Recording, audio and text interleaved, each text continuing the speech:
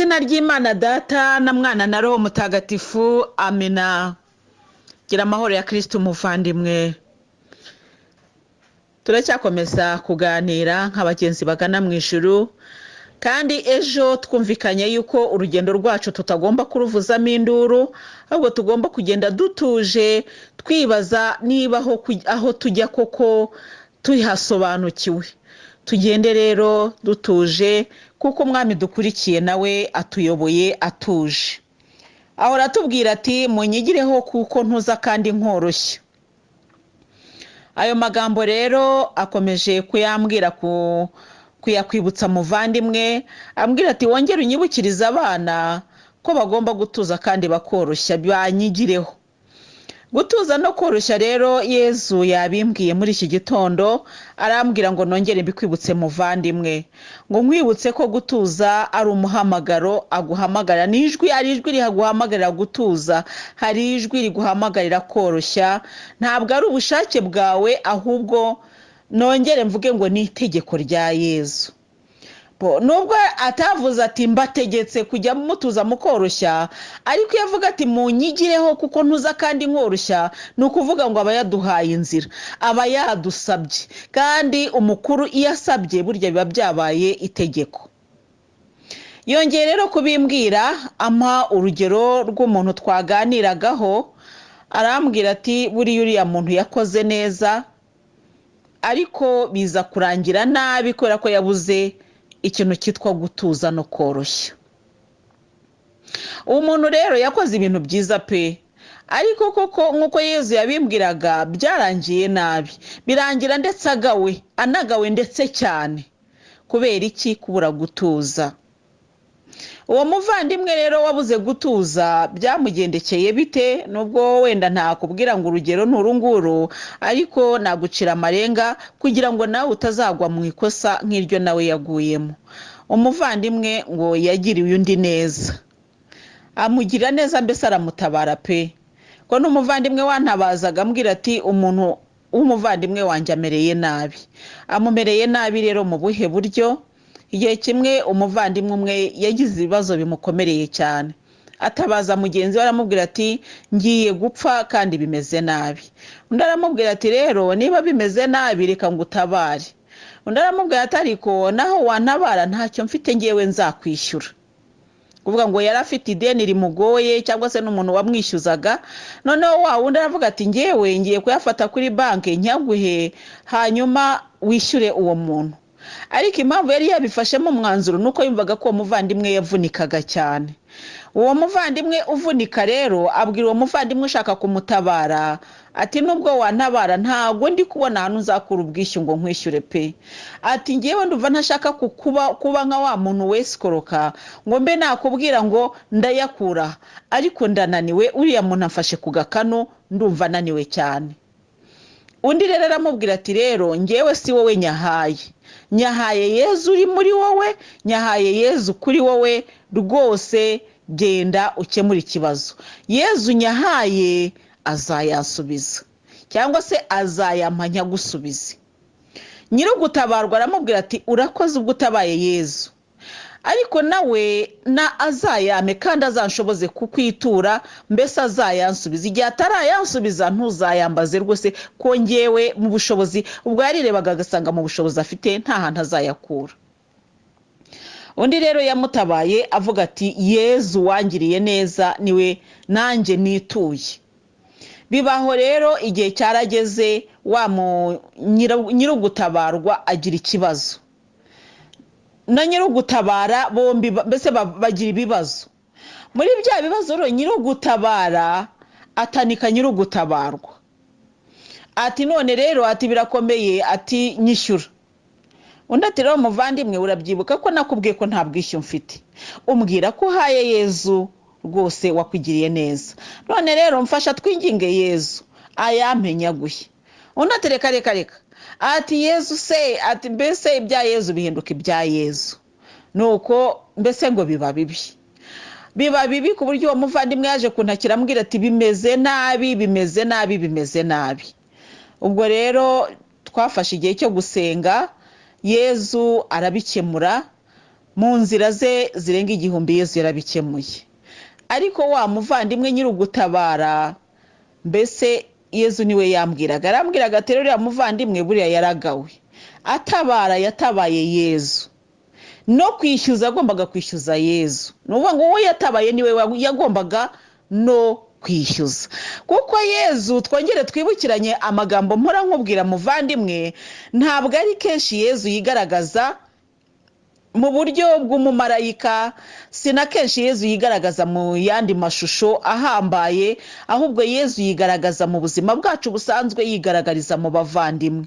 Bityo rero icyo ugiriye umuvandimwe ujye umenya ko ukigiriye Yesu, kuko yanatubwiye ati nzabahembera ko mwankoreye, nzababwira ngo muze ntore za data tujye kubana, kuko mwanyubashye, kuko mwantabaye, nari ndwaye, nari nshonje, nari mfunzwe, nari merewe nabi murantabara. Bazamubaza ngo twakubonye hehe Nyagasani, ni ryari twagutabaye? Ati biriya mwagiriye bariya baciye bugufi burya ninjye mwabigiriraga. Abo baciye bugufi rero akenshi si itwereka ko abaciye bugufi ari babandi bicaye ku muhanda basabiriza, ntabwo ari byo. Mu minsi ishize narakubwiye nti n'umuntu ukomeye dushobora no kwita n'umuyobozi ashobora kuba ari umuntu uciriritse mu maso y'Imana kubera umutima afitiye Imana. Haleluya. Icyo ngicyo umuntu uri muri izi audio ndibwira ko atakigifiteho wenda gushidikanya, ko twabisobanuye bihagije. Nubwo wenda mbavuga ni mu minsi ishize narabivuze, ariko nzi ko na mbere rwose izi nyigisho zigitangira nagiye mbivuga, gusa kenshi biba ngombwa gusubiramo amagambo navuze kugira ngo abatari bakageze muri audio bagire aho bafatira. Niyo mpamvu rero rimwe na rimwe nsubira mu magambo nagiye mvuga kera. Nuko rero turebe rero tusange ko Yesu tutazigera tumubona mu buryo bw'umumarayika aje kudutabaza kurusha uko tuzamubona mu buzima bwacu busanzwe, muri uwo muvandimwe utabaye, muri uwo muntu ugiriye neza, burya ni Yesu ubutabaye. Wa muntu rero yatabaye Yesu, ariko ntiyategereza ko Yesu azabona ubwishyu ngo amwishyure, atanika wa muvandimwe ugaragara nk'umuntu. Naho rero Yesu yambwiye ati uriya muntu rero yaragawe rwose, kandi nta n'igihembo azabona ku byo yakoze. Yari afite igihembo, ariko we wenyine ajya kukivana mu ijuru akijugunya mu muriro. Arambwira ngo rero hari igihe umuntu agira ngo ni nkuko wajya kubitsa muri banki, warangiza amafaranga amaze kugera kuri konti ukajya kuyabikuza. Iyo yabikuje rero konti yawe isigara iriho ubusa kuko nta kintu kiriho. Yesu akambwira ati rero mwirinde kujya kubikuza, kandi kubikuza ku bantu benshi ni ukuba badafite kwihangana, ni ukuba badafite gutuza no koroshya. Ayo magambo rero Yesu yongeye kumbwira ngo nyakubwire muvandimwe, ngo nkubwire ngo yagira intwaro yawe ya buri munsi gutuza no koroshya. Ni amagambo akomeye. Gutuza rero, iyo ufite uko gutuza utegereza isaha y'Imana, ukavuga uti Imana igihe izabishakira bizakoreka, hagati yaho yabikubwiriye naho bitarakorekera ukagira imyifatire myiza mitagatifu, mbese y'umugenzi ugana mu ijuru. Nawe iyo udafite Imana niho hahandi ugera ukananirwa, warangiza ugatwika ibyo wari ugezeho. Ubwo wabuze iki? Gutuza. Gutuza rero ni ukureka gushaka gutekereza mu mwanya w'Imana, gushaka gukora mu mwanya w'Imana, ahubwo ugategereza Imana mu bumana bwayo, Imana mu mpuhwe zayo, Imana mu rukundo rwayo, ukavuga uti ndayizeye izabikora. Haleluya. Wamara kumva ko Imana izabikora rero ugatuza. Abantu benshi rero babuze icyo kintu cyo gutuza kubera ko badafite Imana, mbese badashaka gutuza Imana mu bitekerezo byabo. Irindi jambo ni ukoroshya. Mu koroshya rero harimo uko kuntu uba ufite iyo kamere yo kudatera amahane, yo kudashaka kuzana ibisubizo uko wowe ubyifuza, ahubwo hakabamo kumva ko muri wowe harimo koroshya, mbese gutuza. Sinzi ukuntu nabikubwira. Koroshya, iyo abantu bavuga ngo umuntu aroroshya, nuvuga ngo ni umuntu utagira amahane, ni umuntu udakunda byacitse, ni umuntu wikundira ibintu biri simple, biri mbese ibintu bitashakuje.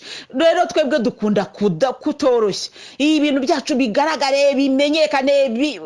koroshya bizatuma tugendana na Yezu woroheje kugera naho bamwica, Yezu woroheje kugera naho bamwambika ubusa, Yezu woroheje kugeza naho avuga ati ubwami bwanjye si ubwa hano ku isi, kandi yarashoboraga no kuba yagaragaza ubwo bwami akoroshye, ntashake byacitse, ntashake ngo bihinde, ahubwo agashaka ibyoroshye. Uwo mwami rero niwe twakurikiye, niwe wakuntumyeho ayo magambo uko ari abiri, gutuza no koroshya. Arambwira ngo hari abantu benshi bagira neza ariko bakabura gutuza no koroshya, bya bindi byiza bakoze bakajya babimanura babijugunya mu muriro. Ku iherezo rero ukazasanga nta gikorwa na kimwe ufite mu ijuru, no mu ijuru ntuzwi. Kubera iki? Ni ukuvuga ngo aho hantu nubwo wahakoreye, iyo banki nubwo wayibikijemo, ariko nta kintu ufite. Kubera iyo mpamvu rero ntabwo uzajya kubikuza, nta nubwo banki izavuga ngo tugiye ngo kugororera abakiriya bacu, ngo uvuge ngo nanjye nimume ngo ku mafaranga yanjye ntayo wabikijeyo. Turagomba rero gusaba icyo twabikije. Haleluya. Kandi nongereye nkubwire ku magambo Yezu amaze iminsi ambwira, arambwira ngo mutere igiti cyiza kugira ngo muzasorome imbuto nziza. Haleluya. Yezu amaze iminsi abimbwira, akabimbwira kenshi cyane. Burya hari igihe mba ndi kuganira mwumva ijambo riraje ariko rikajya riza kenshi cyane. Mutere igiti cyiza kugira ngo muzasorome imbuto nziza. Iyo uteye igiti cy'amapera uba uzi ko nyuma uzasarura amapera. Iyo uteye igiti cy'avoka uba uzi ko uzasarura avoka. Abantu b'ubu rero barashaka gusarura avoka ku giti cy'amahwa bateye, ntabwo bishoboka. Ntabwo abantu bashaka gutuza, abantu ntibashaka koroshya, kubw'ibyo ntibashaka gutera icyiza, ariko wakazifuza ko icyiza kimugarukira. Ntabwo bishoboka, kuko icyo wateye nicyo kikugarukira. Muvandimwe ugana mu ijuru, iyo ni logike yacu isanzwe ya kimuntu y'ubuzima bwacu busanzwe. Iyo ufashe igiti ukajya gutera, ntabwo watera inturusu ngo wibwire yuko uzatema sipure, ngo igihe cyo iyo nturusu yeze ngo uzayitema yabaye sipure. Ntabwo bishoboka. Niba uvuga uti nge ndashaka sipure, uzashaka urugemwe rwa sipure. Niba uvuga uti nge ndashaka avoka, uzashaka urugemwe rwa avoka. Niba ushaka mandarine, uzashaka urugemwe rwa mandarine, ariko ntuzasoroma mandarine ku giti cy'amacunga. Ntabwo uzasoroma mandarine ku giti cy'indimu. Haleluya muvandimwe. Ayo magambo Yezu amaze iminsi ayambwira, ambwira ngo abantu bose bihatire guhinga icyiza, gutera icyiza, kugira ngo bazasorome imbuto nziza. Nawe birakureba rero. Haleluya. Ibyo rero nayo ndi kukubwira nibyo Yezu yambwiye kukubwira. Yampa n'ingero nyinshi cyane z'ukuntu abantu badashaka gutera igiti cyiza. Ugasanga umubyeyi ahora cyaha abana, ahora bakubita, ahora agira gute, umenye ngo numara gukura ba bana uzasanga nabo bafite rigeri nk'iyo wabigishije nawe ukiri mutoya, nako bakiri batoya. Icyo gihe rero niba kubera nabo abana bagoye, ntuzabakubite, kuko cya giti wateye nicyo uzasoromaho. Ugashaka, ubwo yari arimo kumbwira ku babyeyi bakunda ko abana babasazisha kandi bo batarigeze bashaka guha abana uburere bukwiriye. Umwana ukamubyara ukamushyira hariya, kumurihira minerivali bikaba ari ikibazo gikomeye, ariko ukazashaka ko mu masaziro yawe agomba kukwitaho, akagusazisha neza, akaguherekeza neza. Icyo giti wateye rero uzagisoromaho gute? Wa mwana niyanga kugusazisha ntabwo ari itegeko kuri we, kuko nta mbuto nziza wateye, nta rubuto wateye ugiye gusoromaho. Yezu yarambwiye ngo amagambo tuvuga niyo atugarukira, ibikorwa dukora mu isi nibyo bigenda bikatugarukira. Kubw'ibyo rero muvandimwe ugana mu ijuru, niba uvuga amagambo meza ukaba uri guhinga igiti cyiza, uyu munsi umenye ngo ejo uzagisoromaho. Haleluya. Igiti cyiza kandi nongere nyivugeho, ntabwo ari ngombwa kugitera ngo ubone ko cyafashe. Wowe kora icyiza ubundi wigendere, icyiza uzagisanga imbere. Cya giti ushobora kugitera uyu munsi ukabona cyanarumbye, ukabona cyanumye, ariko iturize. Ntabwo ari wowe ufite inshingano zo gukuza igiti, inshingano ufite nizo gutera icyo giti. Ariko kugikuza no kugifatisha mu butaka ntabwo bikiri mu murimo wawe. Kubw'ibyo rero Yezu wagutegetse kubikora gutya azabikora ibisigaye. Haleluya. Arambwira ngo nkubwire ngo komeza umwizere, yatangiye bya bindi n'ibisigaye azabisohoza. Haleluya. Nuko rero ayo magambo arambwira ngo nyakubwire witondera igiti utera kugira ngo ejo nusoroma utazarizwa n'imbuto uzaba uri kugisoromaho. Hinga ijambo ryiza, tera ijambo ryiza, tambuka uri umugabo uzi w'amahoro, ya mahoro azakugarukira. Naho abo waba uyaha baba batayishimiye, ariko burya icyiza ntikijya kibora. Icyiza nikijya gipfa, ibyo ngibyo ngiye nabibonyemo ubuhamya bukomeye. Reka rero dukomeze. Uyu munsi rero ngiye kukwereka tugukora akaresume gatoya k'amagambo tumazemo iminsi. Muri aya magambo tumazemo iminsi guhera ku wa mbere twaganiriye ku bantu bitwa abakozi b'Imana. Tureba ukuntu babakozi b'Imana babahanuzi aribo badufasha kurushaho kwegerana n'Imana. Twiherereye mu byanditswe bitagatifu, ayo magambo ndizere yuko tutayashidikanyaho.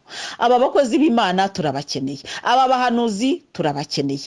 None rero aba bahanuzi niba tubakeneye, ni ngombwa ko dufata igihe tukajya tubasengera, kuko hari ikintu kutagomba kwibeshyaho, kumva ko niba umuntu akorana n'Imana ari umuhanuzi ko afite n'amaso y'Imana. Ntabwo ari byo. Samweli yageze kwa Yese akabona umuhungu w'imfura ya Yese ari w'Imana yatoye.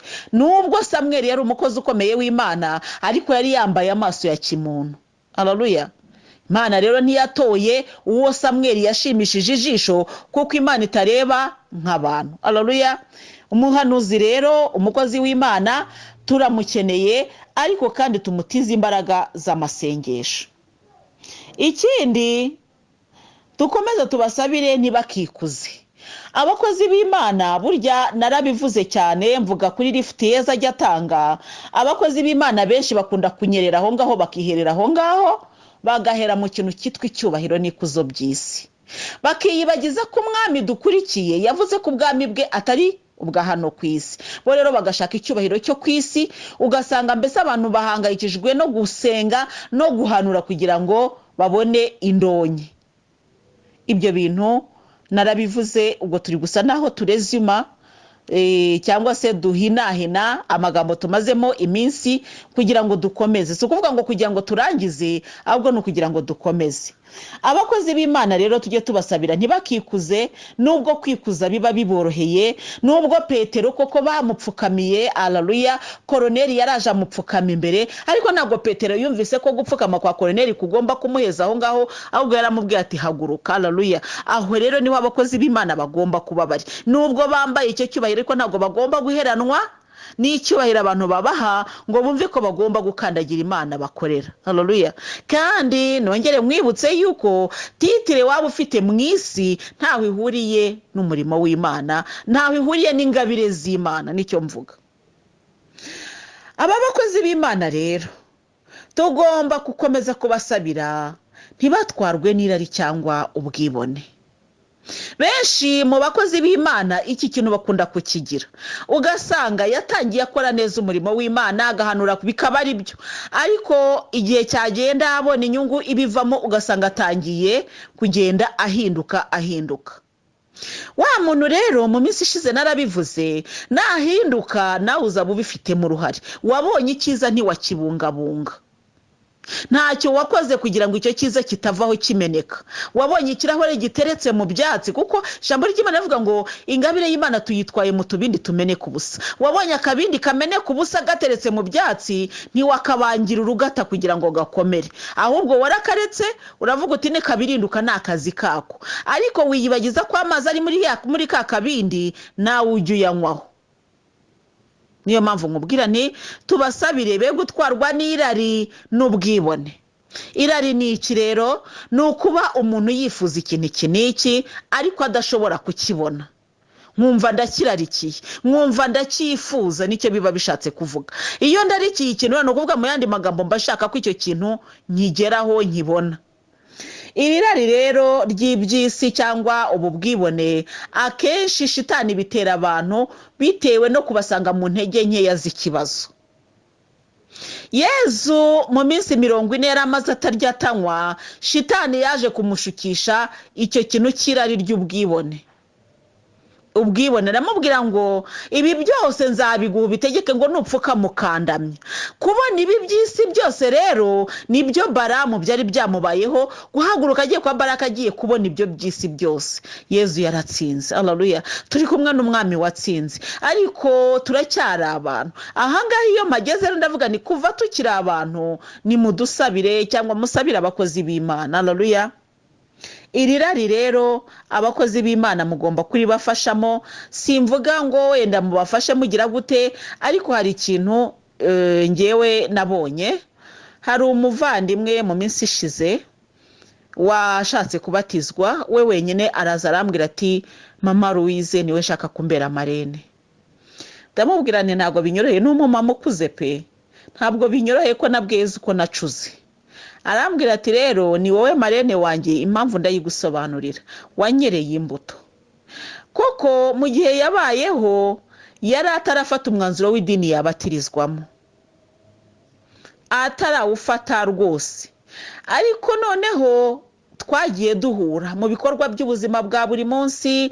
Mbese ngewe ntabwo nagiye ngamije kumuhindura mo umukristo, nge numvaga nshaka kumugirira neza uko roho w'Imana agiye abishoboza. Wa muvandimwe rero bya bikorwa nagiye mukorera, nge mbavuga ibyanjye nawe urebe ibyawe, bya bikorwa nagiye mukorera byaramuhinduye. Aravuga ati nzabatirizwa mu Gatolika kuko umuntu wanyereye imbuto ari mu Gatolika. Haleluya. Ni ukuvuga iki rero? Ntabwo kuvuga ubutumwa ari ukugenda tuvuga gusa, hari n'ibindi bikorwa dushobora gukoresha mu buryo bwo kuvuga. Si ngombwa ngo ntabwo nigeze njya kumubwira, yego narageraga twaba turi kuganira nkamugana, ariko Yezu aragushaka. Ariko ntabwo ari cyo cyabaga kimagurukije ngiye iwe, namenye ko yarwaye nkagenda ngiye kumusura ko yarwaye, mbese udukorwa nk'utwo ngutwo. Akavuga ati rero ngiyewe mfite umuryango mugari, mfite n'abantu benshi b'inshuti kandi bakomeye, ariko wanyereye imbuto. Kandi abo bapasiteri abaki bose mfite abo muri famiye benshi b'abapasiteri n'abaki bagiye banyinginga ngo ze mbatizwe ndaga. Kubera iki? Nta mbuto bera. Ati rero we wanyereye imbuto, none ni we marene wanjye. Nuko ngo baramubwira bati ndamubware nta kibazo, ibyo ndabyemeye niba ari uko ngo kwibona, kuko imyaka afite aranakuza aranarwaye, ntabwo yari kubona umwanya wo kuzenguruka ashaka marene, cyane cyane ko ahinduka afata icyemezo byatewe nuko twagiye duhura mu makorosi menshi, nuko akabona ko imbuto, haleluya, imbuto. Noneho rero abantu bamwigishaga, kuko padiri yasabye ko bajya bamwigishiriza mu rugo kuko arakuze kandi ararwaye. Noneho rero ngo arababwira ati rero ati marene wanjye, ati we nta nubwo avuga ijambo ry'Imana gusa, ati ahubwo yararimize.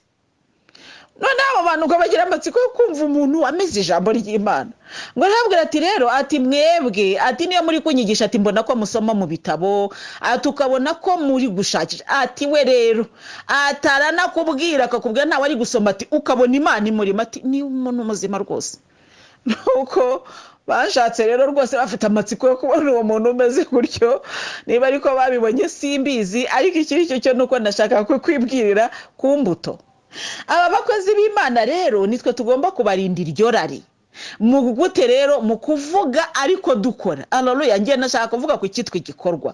Igikorwa ukorera umuntu kigatuma ava muri cya kintu yararimo. Igikorwa. Amagambo yego ariko ibikorwa byinshi. Ubundi ijambo ry'Imana tugira amagambo make ibikorwa byinshi. Nuko rero tugira amagambo makeya rwose, make ahubwo tugira ibikorwa byinshi. Kuko tuzagororerwa hakurikijwe iki? Ibikorwa byacu. Nibiba byinshi cyane uzagororerwa cyane, nibiba bikeya uzagororerwa gakeya. Ntabwo uzagororerwa ku magambo wavuze gusa. Ubwo rero tugomba gusabira abakozi b'Imana tukora na geste yo kwera imbuto. Nicyo nashakaga kuvuga, kugira ngo tubarinde ryarari, tubarinde na bwa bwibone. Kuko nshobora kugira irari, icyo nacyo tujye tukigana b'abavandimwe, nshobora kugira irari kubera ko nkennye. Nabona wenda nk'umuntu wiyambariye akenda keza nkumva nanjye ndakifuje, iryo ni irari. Iryo rari rero nshobora kuza iwawe ntwaye ubutumwa bw'Imana ndifite kubera ko ndi umukene. nakugeraho nakubwira ni ayiwe ijambo ry'Imana noneho nkanavuga yuko Imana yantumye ko ugomba kungurira igitenge kubera ko nambaye ubusa. Wenda Imana ntiyabintumye ariko kubera ko nambaye ubusa nkaba mfite isoni zo kugenda mu bantu nambaye ubusa ngahitamo gusaba mpereye aho ngaho. Hari abantu babikora kandi ibyo bintu bijya bivangira umurimo w'Imana. Bivuga ngo rero mu kuvangirwa kw'abakozi b'Imana kenshi na kenshi natwe ubwacu twebwe ababegereye tubigiramo uruhare. Nitwe tugomba rero kubarindira iryo rari n'ubwibone. Birumvikana hari abakozi b'Imana baba bafite icyo kintu kamere yabo ari kwimeze. Wowe rero ntabwo icyo utegetswe wowe muvandimwe wegereye uwo muhanuzi si uguhindura kamere ye, ahubwo icyo utegetswe ni ukumufasha haleluya kugira ngo ugabanye ryarari nadakira biramureba, ariko wowe Imana niza kumureba izavuga iti we wakoze ibishoboka, kuko kameme nubwo dutorwa dufite kamere, dutorwa na kamere zacu. Hari abantu rero bafite kamere mbi kandi ari abakozi b'Imana. Abo sibo ndi kuvuga rero. Wowe ndi kukubwira era imbuto sibyo, wera imbuto ibikurikiyeho ntabwo bizaba bikureba sibyo. Dukomeze rero, tugomba kubasabira cyane kugira ngo bere izo mbuto, ariko kandi tukirinda kubatega imitego kuko ari abantu nkatwe. Ibyo twabiganiriye mu minsi ishize ubwo nakubwiraga abantu b'abagore bahaguruka bajya kureba padiri cyangwa pasiteri cyangwa se n'undi mukozi w'Imana uwo ari we wese kugira ngo bamugushe mu cyaha, ngo barebe ariko ngo uriya muntu ngo ko avuga ijambo ry'Imana ngo buriya ibi yabikora. Ntukamutega imitego, kuko Yesu yabwiye shitani mu butayu yaramubwiye ngo ntukagerageze Nyagasani Imana. Kugerageza umuntu rero bibaho, ntuzajye, kuko iyo bikoze uba wabaye shitani kuri wa muntu. Ntuzagerageze Nyagasani Imana yawe, urimo kungerageza, urimo kumbwira ibintu bimbabaza umubiri, kuko Yesu yarashonje. Yesu wenda ibyo nawe yaravugaga ati nanjye ibingibi nabyishimira mbifite, cyangwa se mbese nakabishatse, ariko sinshaka kubishaka mu buryo butari bwo. Bityo rero wishaka kunyereka ko ngomba kwibona mu buryo butari bwo. Nibyo Yesu yamubwiraga, ntukagerageze Nyagasani Imana yawe, ngo ibi byose nzabwo ngo nupfuka mukandamya. Niko yamubwiraga. Yesu aramubwira ati ngewe ujye wibuka ko ndi Imana yawe, ntabwo rero ugomba kuza kungerageza. Ni ukuvuga ngo Yesu aravuga ati nawe aho icyo Yesu yasobanuriye aho nawe ko yapfukamirwa arabishaka sibyo. Arashaka ko amavi yose ajya ku butaka akamupfukamira, ingoma ye itazagira iherezo, kandi arashaka ko twese tumupfukamira. None rero shitani aravuga ngo wowe mpfukamira. Yesu akamubwira ati uri kuvuga ikintu nanjye nifuza ko abanjye bakora. Ningo pfukamira ndabambaye uwawe, ariko nanjye nifuza muri nge numva nifuza ko abanjye bampfukamira. Nicyo Yesu yavugaga. Ni nko kuvuga ati unteyemo igitekerezo cyangwa ukoze ku gitekerezo kiri mu mutima wanjye, bose bapfukamira Imana, bose bampfukamira, amavi yose ajye hasi, mbese bace bugufi imbere yanjye. Ndumva nanjye mbyifuza. Haleluya. Iyo nyota nanjye ndayifite ko bapfukama. None wowe uraza ngo ngupfukamire? Ntuzagerageze Nyagasani Imana yawe. Urumva ko Yesu yararakaye kandi ababajwe nuko shitani ishaka kumukoresha ibidakwiriye. Nawe rero muvandimwe ntugashake kugerageza umukozi w'Imana ngo nuko ari umukozi w'Imana. Ni umukozi w'Imana ariko ni umuntu. Umuvandimwe umwe mu minsi ishize yarambwiye ati nkunda ukuntu wigisha iby'ubuzima bwacu bwa buri munsi, nkunda ukuntu bivuga tukanabisobanura neza. Haleluya.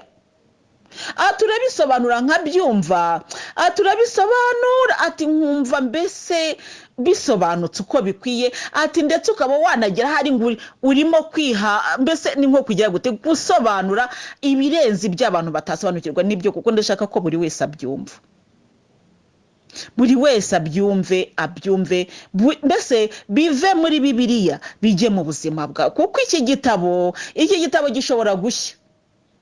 Mfite Bibiliya, nagiye wenda ku kazi, wenda inzira hiye, Bibiliya izashya, ibiri mu nzu bizashya, ariko igihe nkiriho Bibiliya izaba iri muri njyewe, sibyo? Ntabwo nzavuga ngo Bibiliya yarahiye ngo niyo mpamvu ngo njyewe ngo nifata uko nshaka, ngo nziba, ngo nzasambana, ngo nzica, ngo Bibiliya yanjye yarahiye. Oya, Bibiliya yahiye ni igitabo, ariko Bibiliya nzimiri muri wowe. Amina, haleluya. Bityo rero guma uhagarare imbere y'Imana, sibyo? Ntitukabategerere imitego, kuko aba bakozi b'Imana ni abantu batorwa muri twebwe, ni abantu bameze nkatwe. Bari abapadiri ni basaza bacu. Njyewe mfite musaza wanjye imfura y'iwacu w'umupadiri, nvuga ngo rero uwo ni musaza wanjye. Ubwo rero ntabwo najya kumutega imitego, ni musaza wanjye. Nubwo yafashe uwo muhamagaro wo kwiha Imana, njyewe nafashe umuhamagaro wo kubaka urugo, ariko ni musaza wanjye. Bityo rero muvandimwe ugana mu ijuru, nimugashake gutega abantu b'Imana imitego mwitwaje ko bashobora kuba ari abantu badasanzwe. Ntabwo ariko bimeze, ni abantu basanzwe rwose, ni abantu bacumbitse mu isi, niko nabivuze. Bambaye kamere ya muntu, bakagerageza kubamba ya kamere ku musaraba, bakarwana intambara yo gutsinda, ariko ni abantu. Ntitukabategerere imitego ngo wumve ko kubera ko padiri yihaye Imana rwose. Oya, ntitukabatega imitego, kuko nabo ni abantu. Hanyuma icyo navuze ari nacyo navuze kandi, aya matitire duhabwa ku isi ntacyo avuze imbere y'Imana. Ntabwo ari Imana iheraho iduha ingabire. Aya matitire rero, ibyo byose nabivuze ku bakozi b'Imana. Uyu munsi rero tugiye kurangiza twumvikanye yuko abakozi b'Imana tutagomba kubatega imitego. Icyo ni icya mbere. Ikindi cya kabiri, twumve ko abakozi b'Imana tutagomba kubategerezaho ikintu navuga ngo kidasanzwe. N'abantu badasanzwe, nk'uko Petero yinjiye kwa Koruneli agasanga baramutegereje, ariko wibuke ko Petero yashonje kandi agategereza ko bahisha ibiryo kugira ngo arye. Ntabwo yashonje ngo ahita arya, ahubwo yaricaye ategereza ko ibiryo bishya. Kandi wibuke ko muri kwa gusenga, igihe yari ategereje ko ibiryo bishya, ari nabwo yabonekewe, yahawe iryo bonekerwa. Bivuga ngo rero wa muntu aba ari umuntu usonza, ukenera kurya, kandi utegereza ko ibiryo bishya kugira ngo aze kurya. Ntabwo bihira iminota idashoboka ngo ni ukubera ko ari Petero. Oya, nubwo ari Petero birahira igihe bigomba guhira. Nubwo ari Petero arasonza nk'abandi. Nubwo Koruneli amutegereje, akaba ategereje ijambo rimuturukamo, ariko Petero ni umuntu. Nubwo Koruneli yamupfukamiye, ariko Petero yamubwiye ati haguruka, ndi umuntu nkawe. Haleluya. Bityo rero muvandimwe ugana mu ijuru, iyo nyigisho ku bantu abakozi b'Imana tumaze iminsi tuyivugaho cyane. Ubu ngubu ndizera yuko aho tuhumvise. Ahandi hantu rero twavuze cyane, uretse ku bakozi b'Imana, twanavuze kandi no ku mazina yacu n'igitabo cy'ubugingo. Nkubwira nti urakwereka uburyo iri zina ryawe riba ryanditse mu gitabo cy'ubugingo. Twanavuze kandi ku banyamahanga n'abagenwe. Ndizera ko kugeza uyu munsi twamaze gusobanukirwa abagenwe abari bo n'abanyamahanga bari bo. Twamaze kumenya yuko titire yawe waba ufite mu isi, nubwo waba witwa Umuyahudi, utarakoze iby'Abayahudi ba nyabo, n'ubundi uzahanwa, nk'uko ijambo ry'Imana ribivuga mu ibaruwa Pawulo n'umwandikiye Abanyaroma. Ndizera ko kugeza ahangaha twese tumaze kubyumva. Bityo rero tugiye kurangiriza kuri iri jambo rivuga ngo kuko rero turahamya ko umuntu ahabwa kuba intungane n'ukwemera hatagombye ibikorwa by'amategeko. Mbese Imana yaba iy'Abayahudi bonyine? Ntabwo se ari iy'abanyamahanga? Yego, ni Imana y'abanyamahanga. Haleluya. Ubwo rero ari Imana imwe, ubwo ari Imana imwe izaha uwagenwe kuba intungane abikesha ukwemera, n'utagenwe nawe abikesha ukwemera. Ubwo se turambura amategeko agaciro kayo tuvuga ukwemera ntibikabe ahubwo tuyahe agaciro. Nuvuga ngo dukomere ku mategeko ariko twibuka yuko uwagenwe n'utagenwe bose bazahabwa ubutungane bitewe n'ukwemera kwabo. Ukwemera rero iri ni ryo jambo dukwiriye gushingiraho, ari naryo twahereyeho tuvuga ya batisimu ikomeye itwinjiza mu muryango w'abana b'Imana, ya batisimu yatwinjije mu muryango w'abana b'Imana. Iyo niyo dukwiriye gushingiraho ukwemera kwacu. Nitumara kwemera rero dukomeze tugende nk'abategereje gutabarwa, nk'abategereje Imana kugira ngo izaze ibe mu ruhande rwacu. Haleluya, kugira ngo tuzagororerwe. Aya magambo rero niyo tumaze iminsi tuganiraho. Ndizera ko bavandimwe bafite ikibazo wenda kumenya uwagenwe n'utaragenwe, ibyo ngibyo ndizera yuko tubyumvise neza, kandi ndizera yuko n'uwari ufite ikibazo ku bakozi b'Imana, nubwo tuzajya tubavugaho kenshi bitewe n'aho turi kuganira, ariko hari ibibazo bimwe na bimwe wagiye usobanukirwa. Hari abakozi b'Imana nyine baba bafite za kamere zigoye. Abo ngabo rero wowe iyo wakoze icyo ugomba gukora, ntabwo ugomba no gutegereza icyo bo bagushimira, kuko hari igihe umuha umukozi w'Imana ukamuha amafaranga 5,000 akakugaya ngo nuko utamuhaye 10,000. Ubwo rero niba utayafite ni ukuri nta kimana izakuviba, wakoze icyo washoboraga gukora. Abakozi b'Imana rero nabo ku ruhande rwabo ndangize mbabwira nti, ubundi mu Kinyarwanda bavuga ngo uko mu rusyo ngo akoma n'ingasire. Ni ukuvuga rero ngo abakozi b'Imana nabo bagerageze kwitwara neza mu murimo bakora, kugira ngo batabibigusha kubo babereye abayobozi. Kwa hari abakozi b'Imana bitwaza amatitire bariyo bafite, bagashaka no kugira ngo abo bayobora bajya bahora bicaye babakandamiza. Ibyo twabivuzeho mu minsi ishize ubwo navugaga nti, nibaboha batabohanye na Kristo ntabwo bizabohwa no mu ijuru. Ibyo twarabivuze bihagije. Muvandimwe ugana mu ijuru rero, umukozi w'Imana afite ubwo bubasha, afite n'amategeko amurengera, ariko si we nyir'ububasha. Mana rero iguye kubyumva neza, kandi muvandimwe ugana mu ijuru wubahire buri wese icyo ari cyo nuko yitwaye kuri wowe. Imana iguhe umugisha, ku izina ry'Imana Data na Mwana na Roho Mutagatifu. Amina.